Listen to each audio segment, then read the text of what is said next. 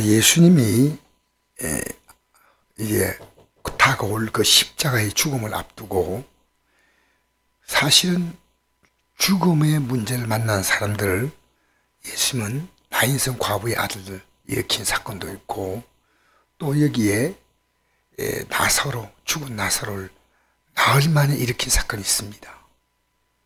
그러니까 이 사건을 왜 하시냐면 앞으로 있어야 할 그 부활, 그 부활은 그 나인성 과부의 아들도 살아났지만 아마 그는 이제 그리어 나이가 많이 들어서 죽었을 겁니다. 나사로도 살아났지만은 그 뒤에 나이가 많이 들었으면 분명히 이 땅에 살아있지 않습니다. 근데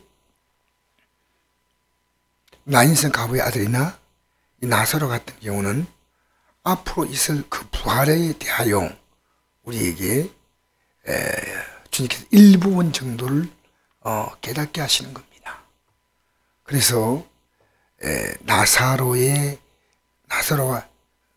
사흘 될 때까지 기다렸다가 나흘 때쯤 되면 예수님이 나타나셨는데 결국 이 죽은 나사로를 살리시는 겁니다.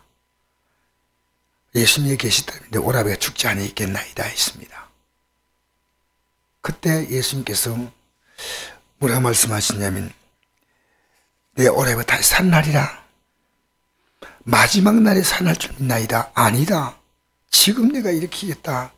나는 부활이요 생명이니 나를 믿는 자는 죽어도 살겠고 무릇 살아서 나를 믿는 자는 영원히 죽지 아니하니 이것을 내가 믿느냐. 일으킨 거예요. 그래서 우리는 이 땅에 살면서 어떤 의미에서는 우리가 기도할 때마다 하나님은 반드시 나사로를 일으키는 이런 사건들을 우리의 삶 가운데 주실 수가 있다는 겁니다. 제가 우연히 이런 걸 읽게 됐습니다. 어느 마을에 꽃을 파는 할머니가 있었는데 할머니는 굉장히 어려운 삶을 살았고 목장도 허름하고 얼굴에 주름이 깊이 피어 있는데 항상 얼굴에 웃음꽃이 활짝 피어 있어요. 사람들은 그 노인분을 보고 행복한 할머니라고 불렀는데 어느 날 한 사람이 할머니에게 물었습니다. 할머니 무슨 좋은 일이 있나요? 늘 웃으시고 행복에 사신 비결이 무엇인가요? 그러자 할머니는 특유의 밝은 미소를 지으면서 이렇게 말했답니다. 저에게는 행복에 사는 비결이 하나 있지요. 이 나이에 어찌 좋은 일만 있겠습니까? 저는 외롭게 혼자서 꽃을 팔고 사는데 잘 팔 때도 있고 안 팔 때도 있고 또 나이 먹었으니 몸이 아플 때도 있고 안 아플 때도 있는데 그래서 나는 늘 웃음을 가지고 수 있는 것은 예수님 때문입니다. 고통당할 때마다 예수님을 생각합니다. 왜냐하면 예수님은 금요일에 십자가 못 박혀 처절한 절망으로 죽으셨지만은 사흘 만에 부활하셨지요. 그래서 내 인생은 어려움과 고난이 다가오면 사흘만 기다리자. 기도하고 기다려보자. 분명히 주님 부활하신 것처럼 내게 하나님이 즐거움을 줄 것이다. 그리고 나서 지금까지 살아오면서 어떤 문제 만나면 3일을 기도했다는 겁니다. 그때마다 하나님은 고통이 사라지게 하시고 어려움도 사라지게 하시고 정말 야 이렇게 하나님이 하시는구나. 그러니까 웃을 수밖에 없는 거예요. 어떤 일도 4일만 3일만. 그래서 할머니가 가졌던 그 마음이 어떤 마음이냐면 부활의 소망이었던 겁니다. 앞으로 우리가 다가올 영원한 부활이 있지만 이 땅에서도 이 부활의 사건을요 기도를 통해 체험하게 하시는 거예요. 기도.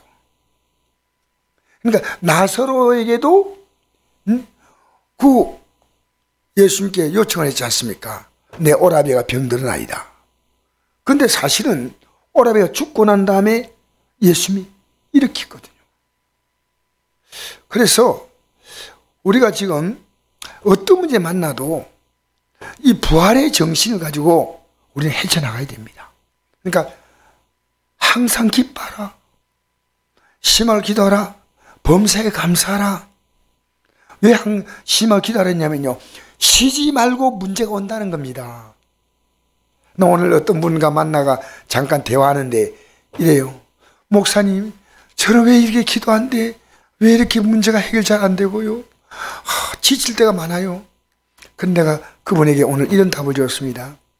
집사님, 만약 집사님이 문제를 그때그때 다 해결했다면 지금처럼 주님을 정말 절박하게 붙들 수 있겠다고 생각합니까? 우리 인간은 참 이상합니다. 항상 문제가 있는 동안 주님을 붙잡지만 문제가 해결되어 나오면 우리는 그 믿음이 느슨해집니다. 우리나라의 그런 큰 교회들은 과거에 그 목사님들이 애타게 기도하는 교회였습니다. 그러나 교회가 커지니까 목사님들이 많이 달라졌습니다. 우리가요, 문제가 있으므로 주님을 계속 의지할 수 있다는 것은 우리에게 놀라운 복입니다. 우리가 문제가 없다면 우리는 주님을 계속 의지할 수 없는 것입니다. 그렇지요, 목사님. 그걸 받아들이더라고요. 내가 만약에 문제가 잘 해결되는 교회에서 목회를 했다, 성도들이 전부 다 이렇게 모든 것이 다 됐다면 내가 지금처럼 주님 절박하게 의지하지 않을 겁니다. 난 주님 의지하지 않으면 난 이거 목회를 못합니다. 하루도. 오늘 저녁에도 기도를 해야 됩니다. 내가 움직이지 않으면 돌아가는 교회가 아니고, 하나님, 내가 기도해야 되고 내가 움직여야 되고, 이게 얼마나 감사한지 몰라요. 기도하지 않고도 돌아갈 수 있다면 사람은 기도할 것 같습니까? 그렇지 않아요. 그러니까 오늘 우리는요, 어떤 문제 만나도 사흘을 기다리자 하고 기도해야 됩니다. 어떤 문제 만나도 이 문제 가지고 내가 기도하면 하나님은 지금도 기도를 통해서 부활의 하나님이 어떻게 일하신 걸 보여준다는 겁니다. 그러니까 정신을 차리고 기도해야 됩니다. 이 저녁에도 나는 기도할 수밖에 없다, 복 있는 사람이에요. 지금 우리는요, 기도할 수밖에 없는 문제를 안고 있는데 사실은 포기할 수 있습니다. 이 할머니가 꽃이 잘 안 팔리거나 몸이 아프거나 몸이 건강하거나 그때마다 언제나 사흘만 기도해보자.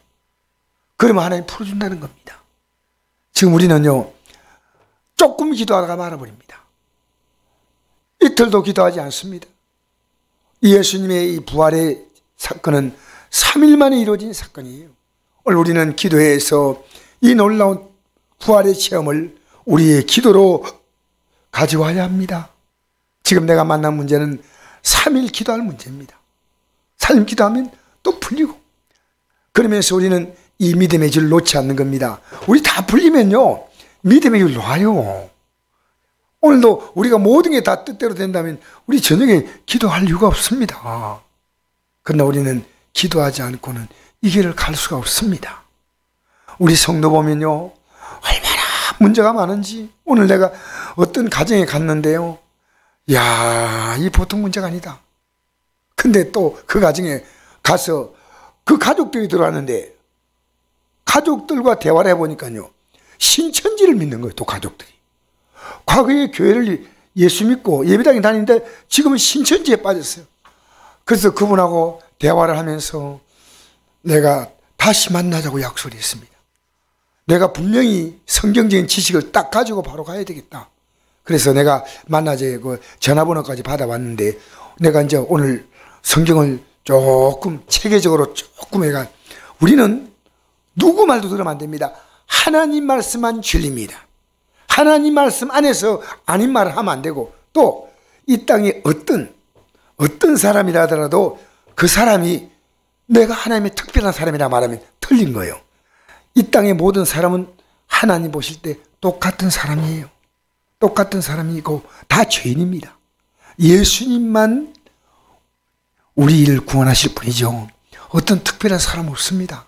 내가 이런 얘기를 이제 같이 나누었는데, 어쨌든 우리는요, 내가 보니까요, 그 우리 성도님의 가족인데 엄청나게 기도할 문제예요. 왜? 신천지에 빠진 거 아닙니까? 나 오늘 그리 안 만나서 몰랐죠.